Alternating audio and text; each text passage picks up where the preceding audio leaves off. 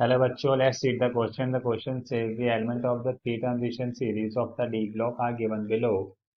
In any of the transition series, as we move from left to right, the D orbitals are progressively filled and their properties vary accordingly. Which element do we expect to have the smallest atomic radius? Option A scandium, option B zinc, option C lanthanum, option D mercury.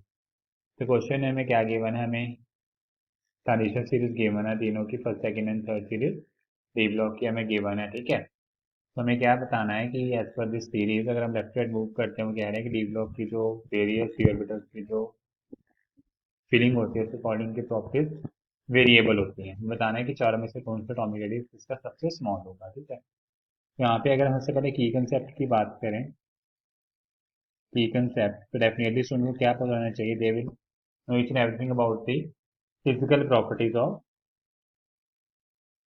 Physical properties of properties of D block element. ठीक है, now we come to the answer part here. या सबसे छोटा size अगर हम बात करें, हमें पता है जब हम डी ब्लॉक या जो हमारी फर्स्ट सेकंड थर्ड सीरीज है, जब इसमें सीरीज में लेफ्ट टू राइट मूव करते हैं, पहले फर्स्ट सीरीज की सिंपल बात कर लेते हैं। When we move from left to right, तो एटॉमिक रेडियस क्या होता है? Atomic radius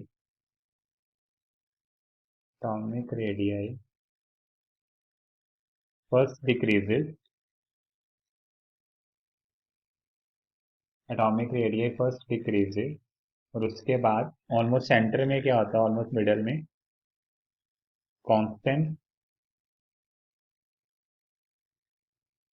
constant towards middle, क्योंकि मिडल में ऑलमोस्ट कांस्टेंट हो जाता है। फिर अगर हम लास्ट में बात करें, मिडल से आगे अगर हम चलते हैं, आफ्टर मैग्नीज अगर बात करें, then it will increases, atomic radii increases. ठीक है, तो ये इसकी वेरिएशन है कि पहले वो क्या करता है, लेफ्ट टू राइट, पहले वो क्या करता है? डिक्रीज करता है due to increase in nuclear charge. फिर ऑलमोस्ट सेंटर में मिडल में क्या हो जाता है? आपको मैग्नीज की वैल्यू सेम रहती है, बिकॉज नंबर ऑफ दे जो नंबर ऑफ जो वैलेंस इलेक्ट्रॉन्स होते हैं, जो डी ब्लॉक इलेक्ट्रॉन बिल्कुल सेम होते हैं। ये मैं कह सकते हैं स्क्रीनिंग इफेक्ट को न्यूक्लियर चार्ज फैक्टर ऑलमोस्ट एक दूसरे को क्या करते हैं?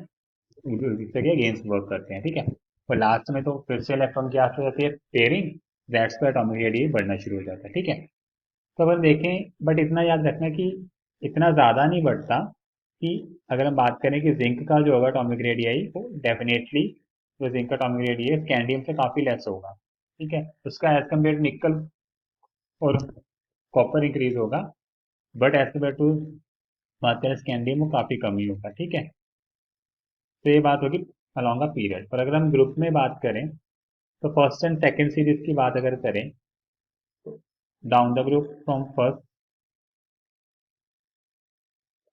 से सेकंड सीरीज तक की बात करें, डाउन द ग्रुप, तो एटॉमिक रेडियस क्या होता है? Atomic radius increases, atomic radius from first to second series increases. ठीक है, बट अगर सेकंड और थर्ड सीरीज की बात करें, we talk about second and third series, उसमें क्या होता है student?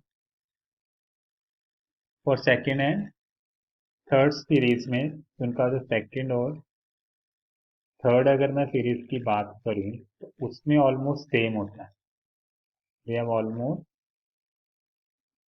Same atomic radius due to lanthanide contraction. ठीक है, एटॉमिक रेडियस यहाँ तक क्लियर है स्टूडेंट्स? नाउ अगर हम अपने आंसर के पार्ट पे आ सकते, छोटा कौन है देखिए, मेरे पास स्कैंडियम और जिंक, जिंक सबसे छोटा आ चुका, मैंने पहले बता दिया, जिंक जिंक जिंक छोटा आ गया। फिर उसके बाद थर्ड सीरीज में अगर बात करें, डाउन द ग्रुप तो बढ़ता है, बट सेकंड और थर्ड का तो सेम रहता है, इससे थर्ड वाली का फर्स्ट वाली से तो डेफिनेटली जो साइज है वो बड़ा होगा। ठीक है, तो कुल मिला के हम देखते हैं सबसे छोटा साइज किसका आ रहा है, दैट शुड बी जिंक का।